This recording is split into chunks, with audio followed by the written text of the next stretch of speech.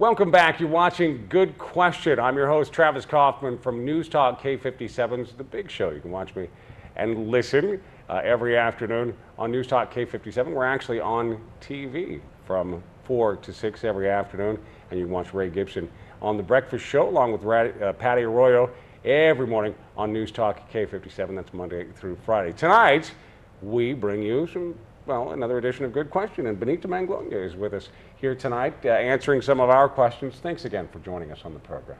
You're welcome. I appreciate it, and thanks over the years for helping me out with all this financial information. I mean, I'm a liberal arts graduate, for goodness sakes. I don't know anything about money, but I do know, for example, when I'm not getting paid, like everybody else, they know what they're not getting paid, why they make the decisions they do. Let me ask you this: why did you were doing great in the private sector, and you decided, I'm going to come to work for the government of Guam, from all places? You're from Rota originally, yes? Yes, yes. What convinced you to come to well, Guam? we moved the family to Guam in 1996, but I was still working in the CNMI up to about 2006, 7.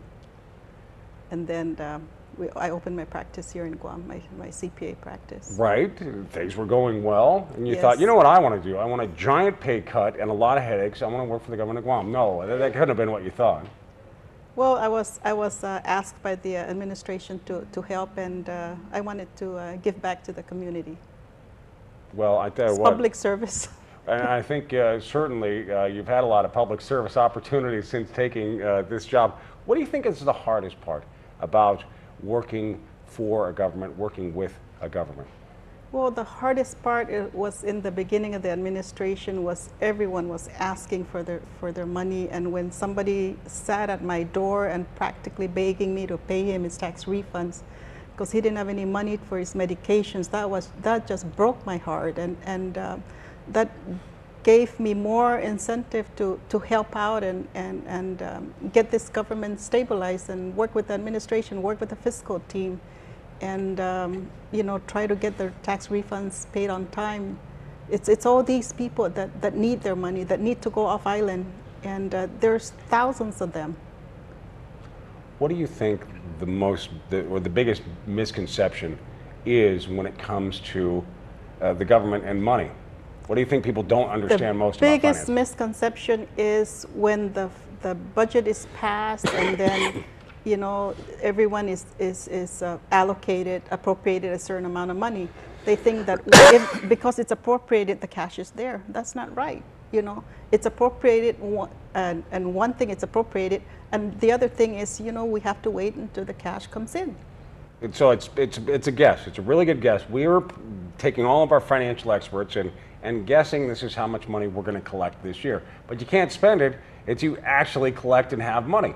That's correct. Okay, so operating on a cash basis, I hear that a lot. That's the kind of Yes. thing you're talking about. So that's why it was very critical for us when we first came in to work with develop that cash flow model, because it's how you can plan ahead for the year, when you're going to pay certain things, when the cash is anticipated to come in and when it's not going to come in, and that's how you have to work with the cash situation, because otherwise it's not going to work. Well, I have to say this is a pretty good trick to say we've gone through financial austerity. We've gotten control of the cash situation. We've tightened down, and because of that, we're going to be able to meet some more of our obligations. We're going to be able to move forward with the partial implementation of the Hay study. Is it a partial, or what kind of phases basically are you looking at? Well, I will leave that to the governor to make that announcement, but we are looking at implementing the Hay implementation, because we have taken care of our tax refunds, we have taken care of the promised compensation, we have taken care of the law enforcement, and now we have to look at the government employees as a whole, because they have been unfairly not being treated, not given their fair share too. Their pay scale is 20 years old, and it's time that these employees are given their raise. Okay, well, I realize that until an official announcement is made from the governor and everybody agrees on the fiscal team about how you feel you could move forward. Can you get me a little bit closer to the ballpark here as to what the government of Guam would be able to implement at this point? Best case scenario, and then a more modest scenario. Well, Travis, I know you're trying to get it out of me, but I told you earlier, it's the governor's going to make that announcement, and we are looking at the implementation of the hay. But right. Until that time is until we're done with our review, then we can't release that. But we are supposed to submit the plan to the legislature by the 15th, so we are still working. Okay, so if we're looking for a time frame, at least look for around the 15th. That's correct. Okay, fair enough. You should be so lucky to have someone like Benita Manglona working with you who will not divulge information, even though I really, really would like to have it. We're going to have to wait until the 15th. Benita Manglona is with us tonight on Good Question. Now, when you're putting together these kinds of plans, these kind of gestures, who are the members of the team that are essential to this process? It's a fiscal policy team. And who's that? It's DOA, BBMR, Revenue and Tax. We also have GITA in there. We have GVB. Sometimes they come in. That makes up the fiscal policy team. Okay. Well, I hear your name tossed about. I hear the name Bernie Artero, yes, as mentioned. As what does Bernie do? She's our chief financial advisor. Chief financial advisor. Yes. Okay. And so you collaborate frequently with her regularly to find out what's going on. Like to find out, hey, in the early days, we don't have enough money to make payroll. Any suggestions, anyone? Tell me about this process. I didn't realize that this happened, that in the early days of the administration, there were times that you actually needed to go to businesses in the community and say, hey, you think maybe you could pay your taxes a little bit early? Actually, that was within DOA. That was my responsibility to ensure that everybody gets paid. So that was a big headache on, it was a big responsibility to make sure that the employees are paid. So we made certain policy changes to ensure that all the employees get paid and vendors get paid. So and, no payless paydays for sure. No payless paydays. If you recall back then, employees, you'll see them lining up at the bank at lunchtime or in the morning. So we had to make policy changes, and we release checks later in the afternoon now. Oh, I see. Because of the cash situation, and sometimes the treasurer of Guam would have to make collections that day and go to the bank and deposit just so that we could meet payroll. So those are the things that we've done that people don't really know that happen. But that's how we've done that, and look at where we're at now. Well, yeah, at the time you don't want to go, yes, well, by the way, we scrounge up enough money in the couch cushions and from people that owe us or are going to owe us, and luckily we're going to be able to make payday. So today, do you have to do that now? We are managing our cash now. That's not exactly an answer of do you ever ask people to pay taxes early. Do you still do that occasionally? No, I don't do that. I don't do that anymore. Does anyone do that anymore? I don't think that we've called taxpayers anymore to come in and pay. For a while now. Yeah, it's been a while. Well, and you've got good reviews from little small organizations like Standard & Poor's, Bloomberg, the people that rate our bond. Our credit rating is better. And if you recall, S&P lowered the credit rating for the U.S. while they upgraded Guam. So that's a big statement for Guam. It is, because people for years have used the credit rating of the United States as the gold standard to beat the CNMI and Guam with.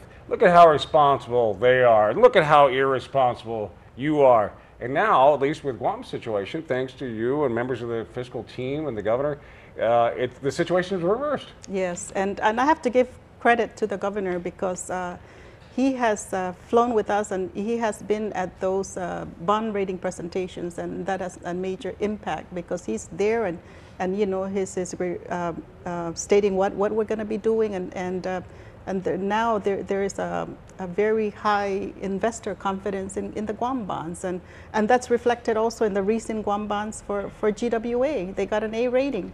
And I went to one of the bond rating presentations too, and the fiscal team is involved in that. And in the past, it was just they go on their own and they do their own presentations. But with all the Gov Guam, with all the autonomous agencies, bond rating floats, we get involved, and so they look at now the bond raters. They look at the you know, the GovGuam as a whole.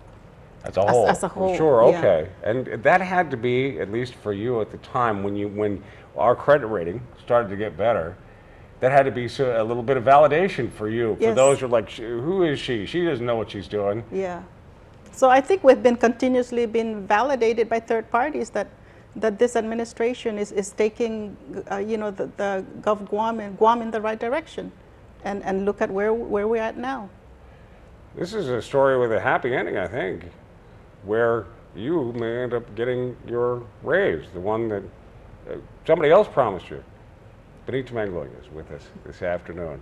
With third parties evaluating our credit, her credit stock goes up. She gets to look at those that doubted and said, no, sir, it's you that didn't know what you were talking about. How you like me now. But she's too classy to say that, but I would.